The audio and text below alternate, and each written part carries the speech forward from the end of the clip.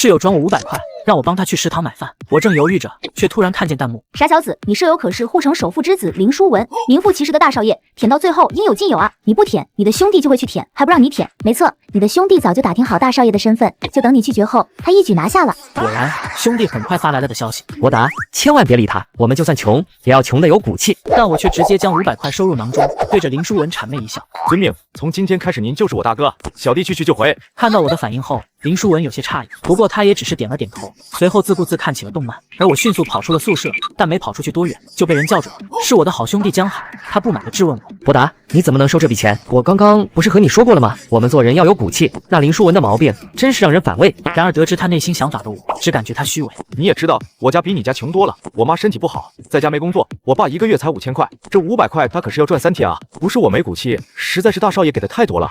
说完，头也不回的就跑走了。看到这一幕，弹幕刷了起来：这季伯达开窍了啊！以后跟着大少爷吃香的喝辣的。可不是，大少爷来学校报道之前，他爸妈千叮万嘱让他低调一些，别用钱砸人。结果第2天就忍不住了。不过他把父母的话还是放心上的，在大学期间估计就收一名跑腿，不会太过张扬。这一刻，我决心把弹幕当做自己未来的创业指南。那江海可是在一旁虎视眈眈，我必须抱紧大少爷的大腿，永不放手。买完饭后，我用我平生最快的速度跑回了宿舍。刚进屋，就看见江海在围着林书文转，一脸讨好之色，而林书文正在看番，有一搭没一搭的和他聊着。我连忙凑了过去：大少爷，您的饭到了。林书文有些惊讶我的速度，露出满意之色，又给我转了500块。不错，以后跟着我混吧。好的，大少爷，您以后就把我当成您的小弟，随叫随到。这一幕落在江海眼中，顿时各种羡慕嫉妒。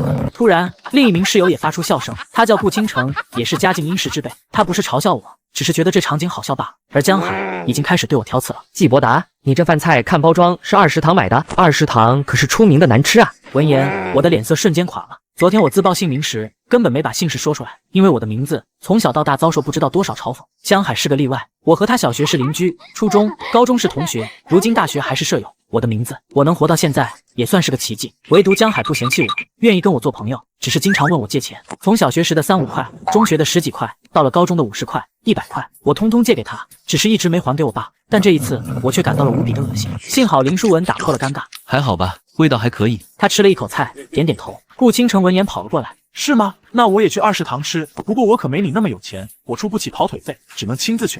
说罢，他拍了拍我的肩膀，笑着走出了宿舍。我心中瞬间感受到了一股温暖。果然，家里有钱的同学素质明显比之前欺负我的同学要高。而江海此时尬在了原地，里外不是人。没办法，他只能强颜欢笑：哈哈，是吗？那我也去试试。话音刚落，他便灰溜溜跑了。半个小时后，正在吃饭的我被江海找到，他对着我就是一个怒骂：季伯达，真没想到你是这种人，你为了钱竟然连尊严都不要。说实话，作为你的好友，我为你感到蒙羞。他恨铁不成钢地看着我，仿佛要把我从钱眼中拉出来。我却冷笑道：江海，我知道你为我好，可是我想问你，你会为了尊严连钱都不要吗？一句反问把他对到说不出话来。通过弹幕，我已经知晓了事情原委。我生活的书中，江海才是男配，靠着大学期间当林书文的跑腿舔狗，成功获得了他的信任，从而走上成功的生活。而我只是江海的垫脚石，给书中增加一点笑料。至于最大的笑点，自然是我的名字。毕竟季伯达这种名字，狗作者也真是想得出来啊。原著中我没把握好这次机会，江海还故意孤立打压我，让我过得极为凄惨。毕业后，我娶了一个200斤、脾气暴躁的女人，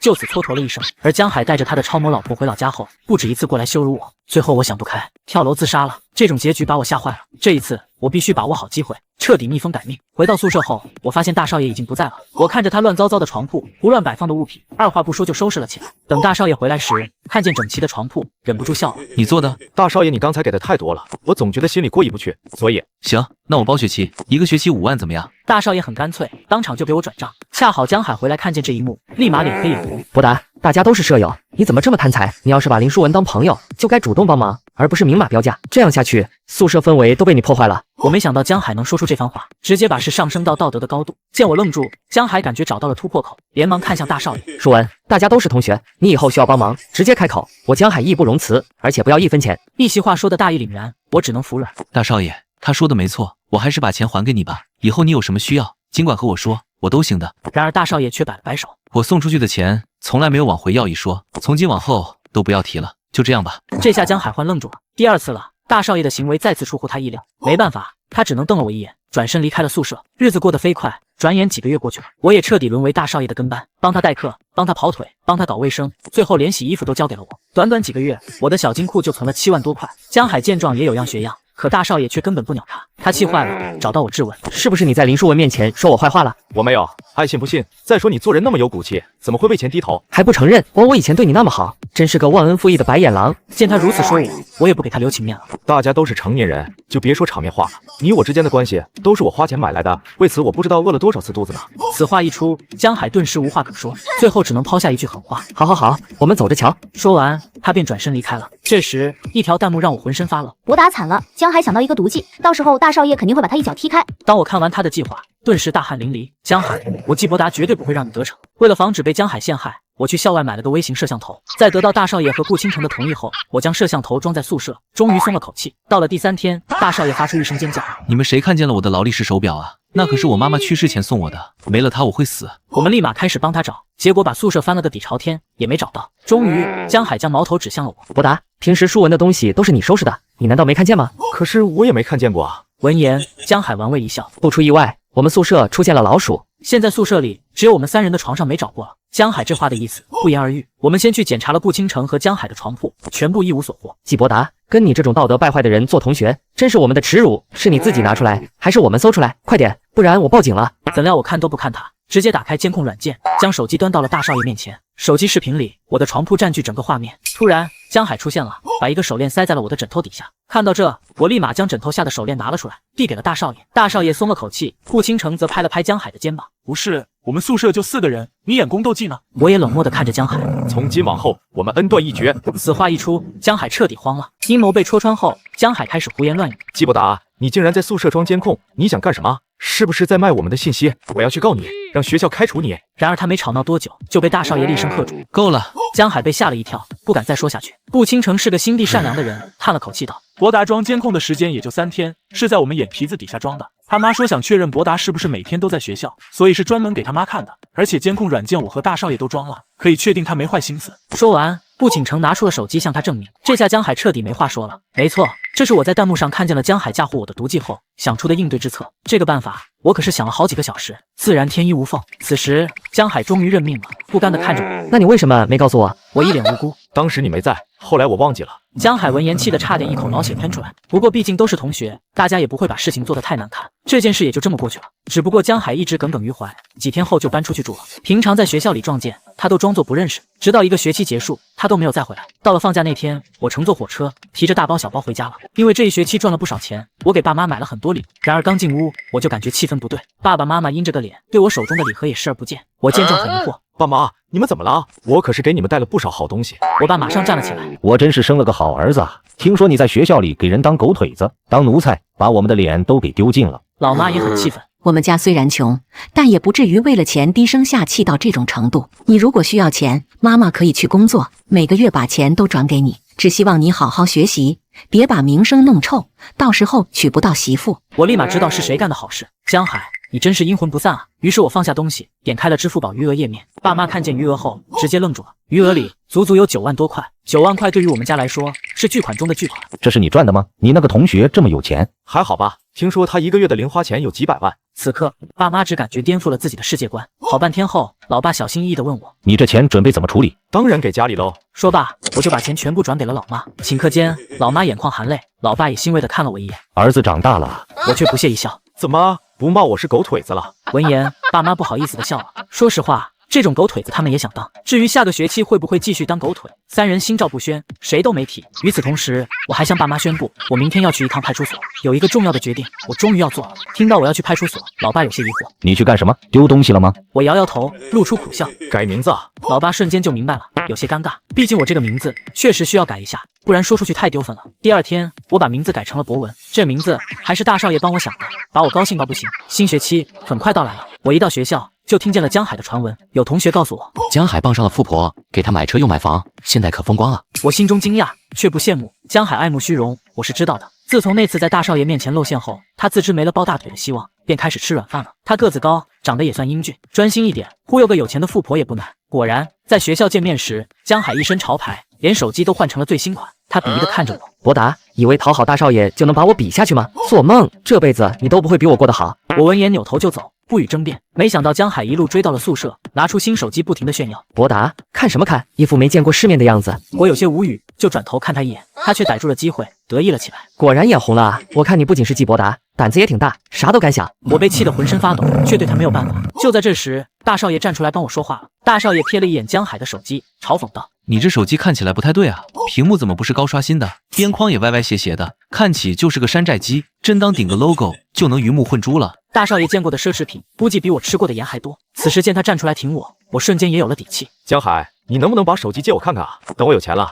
想买的时候也好分辨别真假，别被人给骗了。江海本来还不信，拿起手机开始认真打量，结果越看脸越黑，越看越像假的。再加上大少爷也这么说，他被搞得彻底不自信了。我见状再次拱火：“江海，你这不会真是山寨机吧？你是不是让人骗了？好可怜！”他的脸瞬间红了，但一句话都说不出来。最终再也待不下去的江海快速跑路了。过了一会，顾倾城走进宿舍。刚才那个是江海吧？听说他在校外找了个有钱的富婆，连水果手机都用上了。不过我怎么看像是假的？闻言，我和大少爷相视一笑。江海一整个假期都没在家，这点我是知道的。估计回来一趟找我爸妈告了个状，就去找富婆献殷勤了。不过这手机居然是假的，倒是我没想到。既然如此，那他买房又买车是怎么回事呢？隐约之中，我似乎感到了一丝不对劲，但因为不关我的事，我也没多去思考，转头就忘了。直到1个月后，江海破天荒地给我打来了电话。电话里，江海的声音有些颤抖：“博达，你能来学校后山一趟吗？”他声音没有以往盛气凌人，反而带着一丝恐惧。碍于好奇心，我还是去了一趟。结果看见他的第一眼就吓了一跳。此时他脸色死白，憔悴到没了人样。江海，你这是怎么了？江海顿时绷不住，当场嚎啕大哭。我被人骗了，还欠了一屁股债，你让我可怎么办啊？那女人是个骗子，她给我买房又买车，全部写我的名字。结果我后来才发现，房子和车子都是零首付，但是我忍了，没有提分手。毕竟她可是答应我要给我还房贷车贷的，可还房贷的头2天，她就消失不见了。怎么找也找不到。后来我一打听，才知道他是个房产中介。闻言，我差点笑出来，弹幕也开始刷屏了。哈哈哈，笑死我了！江海让我想起了一个新闻，一个女中介把整栋房子都给卖了，然后所有买家都是她的前男友。诉完苦后，江海看向我：“博达，还是你对我好，你能帮帮我吗？”“你想我怎么帮你？”“车子我准备卖了，亏就亏吧，但是我那房子的位置是荒郊野岭，大概率是卖不掉的，就算卖掉，最少亏几10万。你现在不是在帮大少爷做事吗？收入那么高，你和我一起还房贷吧，到时候这房子给你1半，算我们产权共有。这样你在大城市买房了，你爸妈在老家也脸上有光。”闻言，我看向江海的眼神就像在看智障，这种话都说得出口，是有多么看不起我的智商啊！面对江海的求助，我询问他1个月要还多少钱啊？江海以为我同意了，当即大喜过望，15000多块，你先每个月还13000，还有2000块我自己想办法，你多还的钱我们都记账，算是我欠你的，以后一定还给你。然而话音刚落，我就笑了。江海，你看我像弱智吗？江海先是一愣，随即回过了味来，脸变作了猪肝色。他还想找补，可我却已经脚下生风，逃得无影无踪。我不知道他怎么过这关，我也不愿去想。把大少爷服侍好，把学业完成好，这才是我的目标。再次看见江海时，他是从一辆奔驰车走下来的，开车的是一位中年肥婆。临别时，他们还来了个拥抱，看得让我想吐。正好我提着大包小包，陪着大少爷兜风回来，江海一眼就看见了我。博达，你这个无情无义的东西，你以为你不帮忙我就熬不下去了吗？我不想反驳，大少爷却勾起了嘴角。你口味挺独特啊。爱情这个东西与年龄和相貌都无关，做人可别那么肤浅。闻言，大少爷微微一笑，带着我径直走了。江海和肥婆好上后，之前的惨状一去不复返，在学校又风光了许久。可惜世界没有不漏风的墙，江海的美梦很快就破碎了。这天我给大少爷买饭时，发现食堂门口围着一群人，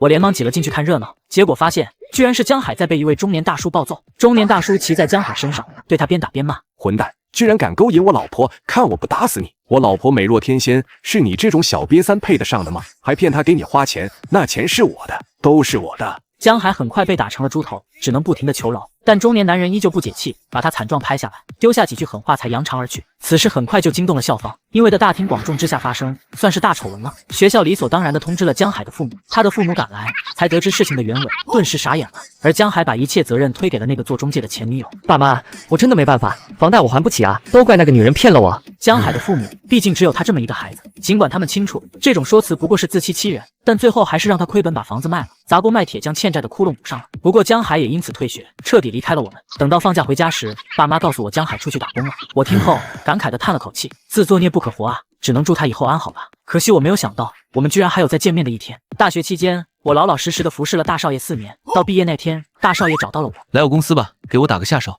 于是我从大少爷学校的小弟变成了大少爷公司的下属。工作数年后，我因为业绩好，顺利提拔为了高管。大少爷的妹妹也对我一见钟情，成了我的未婚妻。然而回到家时，我再次撞见了江海。此时的他满脸疲惫，正在早餐店里忙活，身后还跟着一个凶神恶煞的胖女人，抱着孩子怒骂他。我能看上你这种穷光蛋，你就知足吧。说好的要给30万彩礼，你说要那一半去还债，结果现在还没补上。平时孩子都不管，还每天喊自己腰疼，我看你就是在找借口想偷懒。面对女人的训斥，江海只知道埋头干活，一声不吭。看得出来，他已经习惯了。突然，他看见了我，尽管我的气质和以前天差地别，但他还是一眼认出了我。但他只看了一眼，就立马别过头去，生怕被我认出来。我也没打扰他，只是静静离开。未婚妻见状很好奇，偷偷问我：怎么了？你们认识？以前同学，看起来过得并不好。这样啊，那要不要拉他一把啊？我摇摇头，没必要，他以前总欺负我。哦，那他活该。说完这句话，他牵住了我的手，一起走向了回家的路。